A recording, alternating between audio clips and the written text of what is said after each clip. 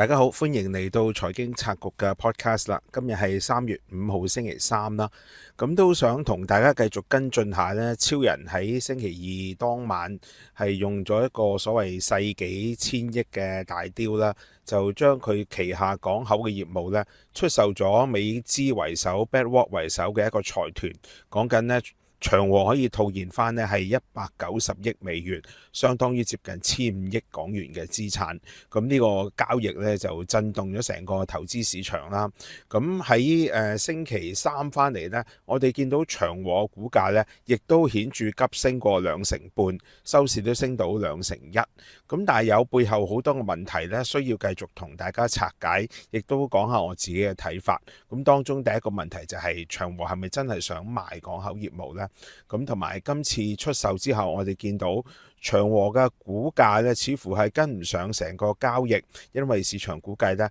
可能長和有機會派25蚊嘅特別股息，咁但係今日嘅股價明顯就跟唔上啦。咁跟住之後仲有一個拆解呢，就係長和攞咗咁巨額嘅資金翻嚟之後，又會點部署呢？咁啊，想同大家逐一拆解下。先想講下少少歷史，其實長和本身前身咧係和記黃埔啦，大家都知啦。咁但係和黃再前身係咩呢？其實就兩間企業，一間係和記企業，另一間就係黃埔船澳。咁之前其實都係英資嘅企業，亦都有好長深厚嘅歷史噶啦。咁講真，其實我相信呢，如果阿超人有得揀呢，其實佢唔係好想出售黃埔船澳呢間歷史咁悠久嘅綜合企業，特別係港口碼頭，可以話係長和咧起家咧都係靠港口碼頭。咁但係今次真係完成咗成個交易，背後其實都有兩個問題嘅。其實最簡單嘅諗法就係點解長和唔淨係出售咗佢持有嘅巴拿馬兩個港口呢？如果出售咗呢兩個港口，咪可以減少即係美國政治，特別係美國總統特朗普對長和嘅一啲施壓咯。咁點解而家係要將成個港口集團幾乎係完全剝離呢？只係未來剩翻中港嘅港口碼頭業務。咁我相信背後可能都係同貝萊德嘅出價有關嘅。根據《華爾街日報》嘅講法啦，就今次貝萊德出嗰個價錢呢，係基本上係長和冇辦法拒絕嘅，因為本來長和本身呢，就係希望可以透過法律訴訟呢去解決巴拿馬政府話要回收呢個巴拿馬港口嘅一啲業務嘅收購啦。咁但係最後呢，就係因為貝萊德出咗一個無可拒絕嘅價錢，所以就決定呢係出售成個港口業務。我琴日大約同大家分析就係話根據以嗰個所謂企業價值對嗰個 EBITDA 計啦，講緊今次出售價錢呢，可能係相當於10倍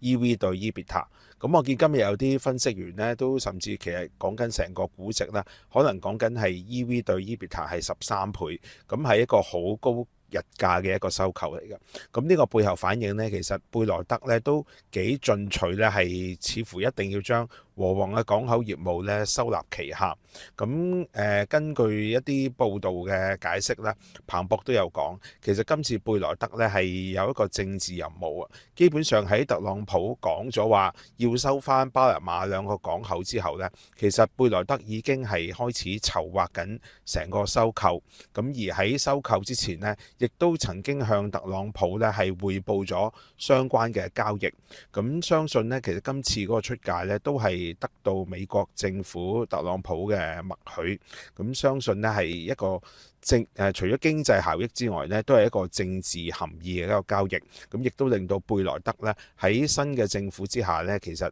嗰個影響力呢就會進一步加大。咁呢個毫無疑問咧，唔單止係經濟上嘅考慮，亦都係一個政治上嘅考慮。咁而對長和嚟講，今次講緊可以套現翻近1500億港元，亦都係一個世紀大雕。講緊20幾年前長和出售 Orange 講緊當時已經係世紀交易喎，講緊嗰個作價都係講緊1180億，咁但係今次講緊翻嚟190億美元呢，已經係接近1500億嗰個水平，咁好明顯呢，今次真係一個世紀大雕，咁相信唔單止係破咗長和紀錄，甚至應該係香港收購合併史上呢其中一個最大額嘅交易，未必係史無前例，未必係後無來者嘅，咁但係相信都係史無前例嘅啦。咁今次咁高嘅作價呢，對長和嚟講呢，可能真係好似《華爾街日報》咁講呢，係一個即係難以抗拒嘅一個出價。我見長和嘅財務董事陸法蘭 Francis 咧就有解釋話同今次同巴拿馬出售嘅政治因素無關嘅，咁我諗呢啲都係表面嘅説辭啦。咁其實今次嗰個交易，正如彭博嘅評論都有提到，其實再次反映唔單止係李嘉誠啦，亦都係接班嘅李澤鉅小超人呢，其實係充分反映佢嗰個商業智慧，特別係利用咗咧而家中美地緣政治博弈之下出現嘅一啲衝突，而將呢個衝突嘅情況呢，不單止將佢化解，甚至轉化為呢一個係利益嘅獲取啦，用一個所謂天價價錢可以用到咁高嘅日價出售到自己港口業務，咁可能係咁樣呢，喺一方面係既迫於形勢，咁但係同時呢，亦都係令自己嗰個利益呢係爭取到最大化，咁呢個呢，都係一個相當精明，亦都反映咗李澤鉅呢係完全繼承咗父親李嘉誠嘅一啲商業智慧。如果講 deal making 呢，我相信長和呢一定係絕對係首屈一指，即係唔好講特朗普嗰啲咁水平嘅所謂 deal making 啦。咁而家講緊出售完之後呢，長和其實港口業務佔長和已根據啱啱2024年半年業績計呢，其實都佔咗長和嗰個盈利貢獻呢，大概有1成半嘅，都唔係一個小嘅數目。咁但係今次攞翻1500億翻嚟。其實琴日都有朋友喺呢個留言度提醒我，其實已經等同長和本身整個上市公司嘅估值。咁背後開始有兩個問題啦。咁第一就係咪長和本身嘅估值係嚴重低估呢？咁另一個問題就係點解喺星期三今日開市翻嚟呢，長和係跟唔上成個估值嘅升幅呢？特別係你講緊有啲分析員估計呢，喺咁樣嘅情況出售完資產之後呢，長和會變成一間淨現金公司，甚至有能力咧係講緊可能派特別股息25蚊每股。哇！咁長和股價唔應該升咁少喎，可能應該真係要再大幅飆升多1倍，咁樣先至係計啱數喎。咁但係當然背後其實我相信仍然有好多唔同嘅理解啦。咁一方面就係今次交易只不過係一個初步協議啦，最後點樣落實，係咪落實？譬如我哋可以想像到中方嘅反應又會點呢？因為正如美國嘅國務卿魯比奧講到，其實巴拿馬運河由一個長和去控制，其實可能喺中方眼中都係一個即係有利嘅部署。咁中方喺今次交易入邊會唔會有角色，或者會唔會有一啲即係反對呢？其實呢個都係即係值得矚目。會唔會個交易最後有變數呢？都係值得大家去即係繼續跟進住。另一方面呢，就係其實喺今次交易之後呢，長和係咪真係會派到25蚊嘅特別股息呢？我自己都有啲保留。大家知道其實喺李澤鉅而家控制之下嘅長和呢，佢都係比較進取呢，希望可以喺地緣政治衝突之下，特別係而家好多美國經濟可能會出現衰退。其實喺長和眼中呢，我相信佢哋有好多未來嘅收購機會呢，係而家計劃緊嘅，包括呢，其實最近都有報道講啦，就係因為英國嘅水務公司好多都出現咗財政問題。講緊長和呢，其實已經有計劃呢，動用大概係70億英鎊呢，係收購正係財困嘅泰晤士水務。咁呢個呢，可能係其實長和其中一個即係收購嘅目標。咁所以翻嚟嘅資金呢，我絕對相信唔會係全部變成係特別股息。仍然係有好大機會呢，其實係會保留翻喺長和自己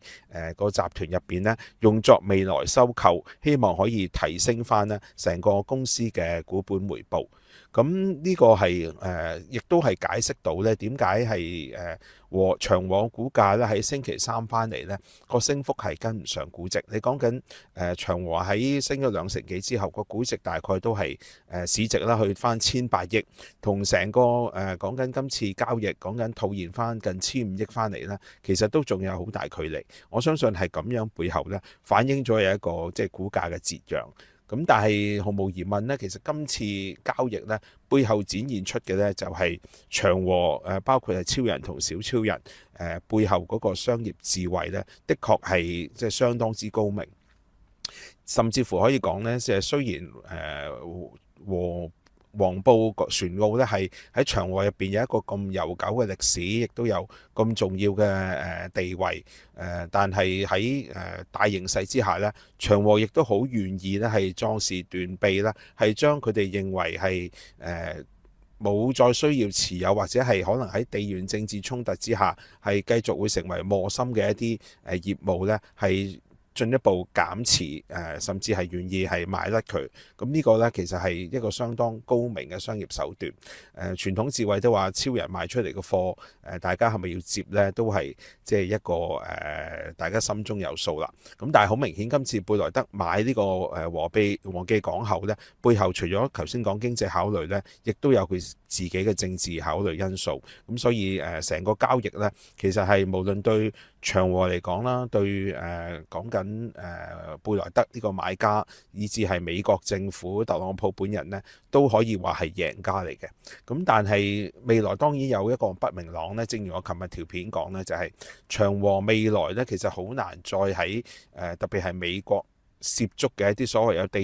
地緣政治衝突可能會有影響力嘅一啲業務一啲區域，我估計長和都唔會再插手喺呢啲地方㗎啦。所謂見過鬼都會怕黑。咁但係未來呢，仍然有好大機會會繼續發展嘅呢。當然就係長和呢幾年已經個重心市場擺咗喺歐洲，包括英國呢啲市場。咁無論頭先琴日講長建已經喺英國第2上市，未來會唔會用長建呢個所謂上市嘅地位喺英國進一步做收購，以至係喺歐洲進行更多嘅無論係電信啦、